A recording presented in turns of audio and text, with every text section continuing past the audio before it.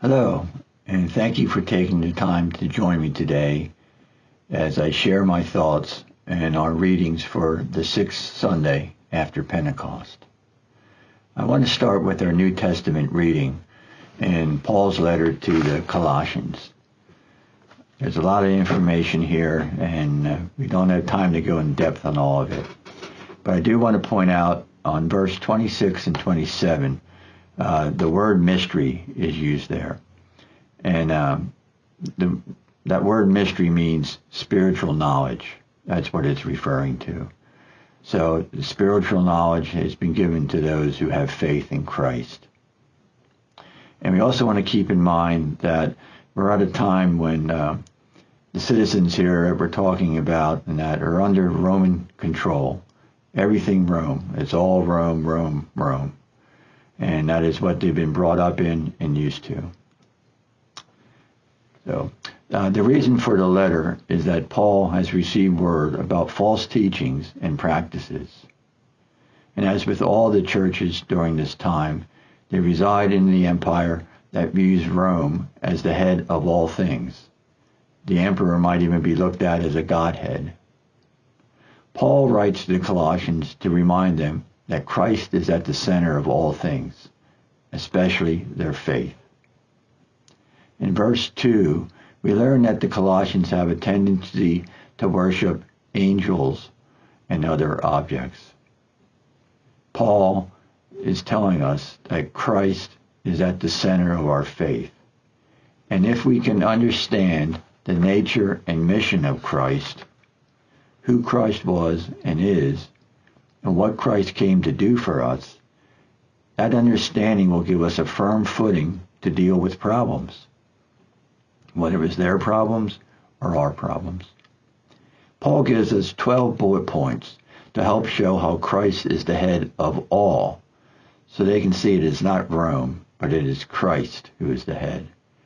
He is even the head over angels, the invisible image of the invisible God, the firstborn of all creation, the one by whom all things were created, the one who is before all things, the one who held and holds all things together, which is meant by the gospel of creation, the head of the body, church, the beginning, the firstborn of the dead, the one who has preeminence, the one in whom all fullness was pleased to dwell, being the Father, the one through whom God has chosen to reconcile all things, the one who has made peace through the blood of his cross, not like Roman peace, which was done through the eradication of all opposition by the blood of its victims.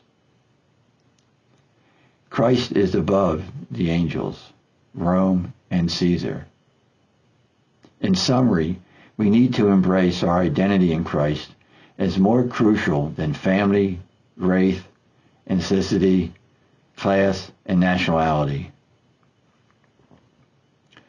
Our Old Statement, our Old Testament and Gospel lesson go hand in hand. In both Abram's and Jesus' time and location, hospitality to strangers was a given.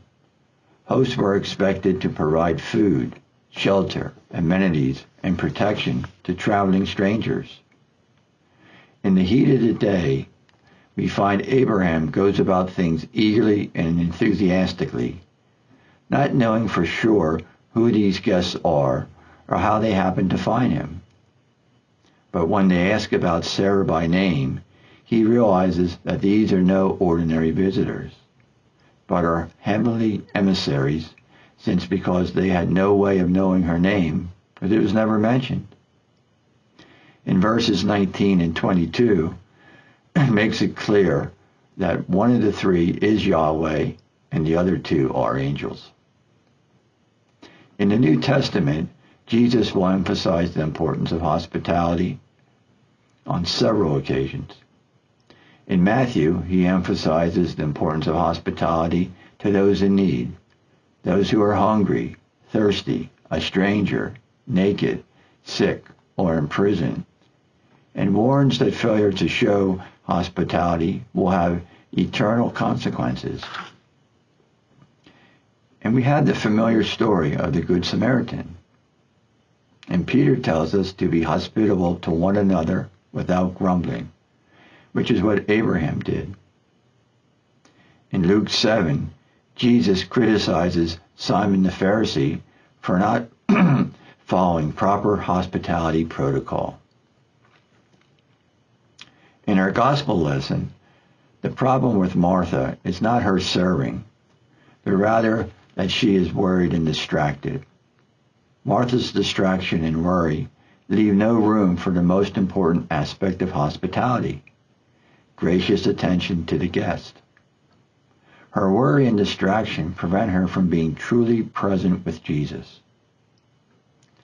When we invite Jesus in through prayer, are we being a gracious host, or are we distracted and not focused on what Jesus is telling us? I thought about this and was wondering, might the same be said when we have our Christmas meal or come to the table? Are we so busy and distracted that we miss the face of God and our guests? Our Old Testament lesson reminds us not to look away from the face of those in distress, remembering that Christ's own face might be hidden there. Hospitality segues perfectly with our command to love your neighbor. It's easier to be hospitable to family and friends, but showing kindness to strangers in today's culture is not a common practice. We are more likely to probably look away. But one last important point. We are not hospitable so as to receive favor from God. That's not how it works. Abraham was not being gracious and hospitable so he would be granted a reward. He had already been told twice before about a promised child. What we do should flow naturally from who we are as disciples of Christ. I'd like to conclude with a quote from Michael Parsons. Christians are called to extend hospitality both as hosts and guests, and to fellow believers and non-believers alike. Such hospitality calls for personal and intimate engagement in a way that an insipid value such as tolerance does not. We are not called simply to tolerate or endure those not like us. Rather, the ancient Christian virtue of hospitality demands that we engage and interact with the other, whether we are guest or host. Thanks for joining. I hope you have a great rest of the week and be blessed. Take care.